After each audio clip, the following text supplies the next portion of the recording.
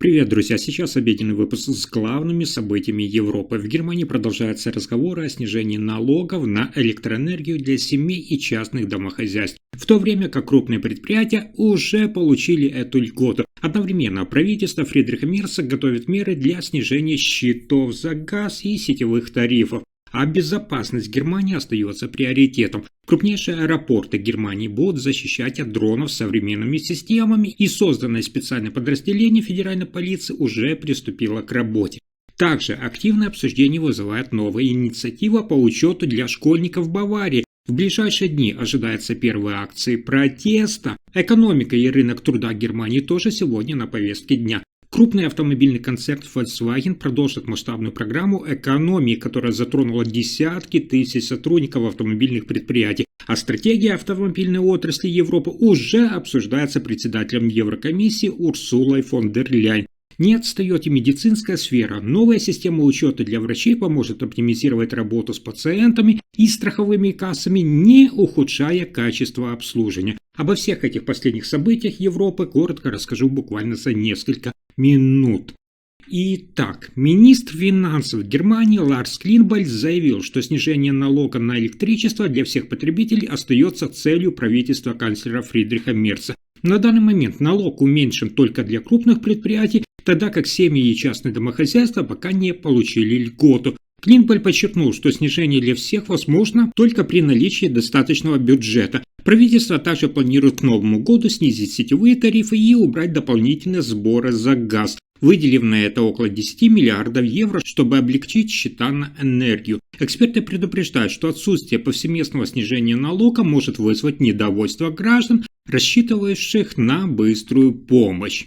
Следующая новость одна из самых важных для Германии. Германия повышает уровень защиты своих крупнейших аэропортов. По решению правительства Фридриха Мерца 8 самых загруженных аэропортов страны, среди них Франкфурт, Мюнхен и Берлин, будут оснащены современными системами для обнаружения и нейтрализации беспилотников. По словам министра внутренних дел Германии Александра Домбринда, новая система защиты необходима, так как в случае дронов, находящихся в запрещенных зонах или вызывающих подозрения, участились. Дрон может затруднить работу аэропорта, повлиять на планирование рейсов и вызвать организационные сложности для полетов. Реализацию комплекса мер уже начали. Создали специальное антидроновое подразделение Федеральной полиции Германии, которое получило право обнаруживать, перехватывать и в случае необходимости сбивать опасные беспилотники.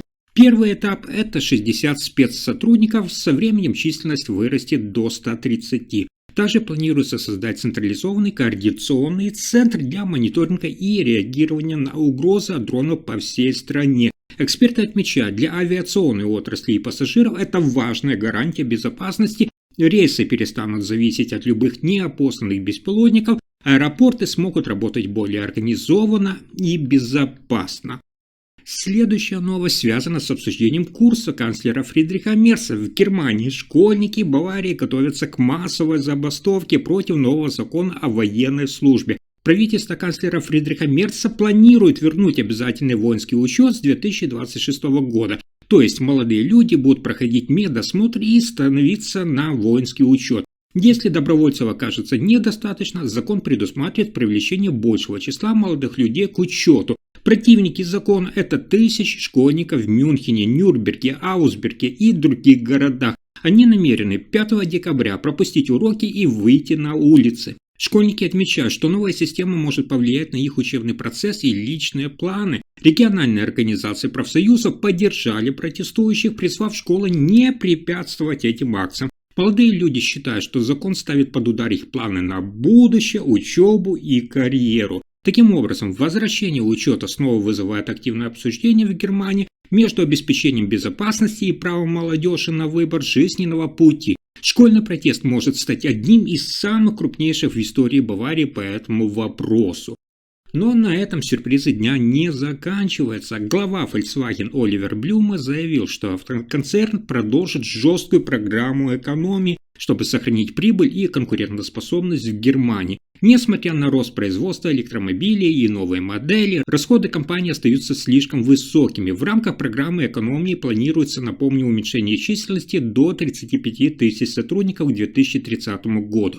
Профсоюз IG Metal поддержал эти меры для упорядоченного процесса, при этом часть увольнений все же произойдет.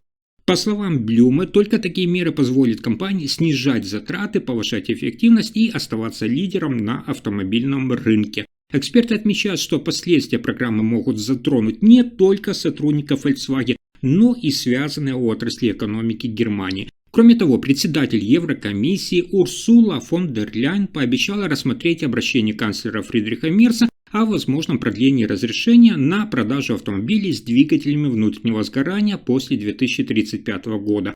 Это решение может существенно повлиять на саму стратегию Volkswagen и всей автомобильной отрасли в Германии и Европе.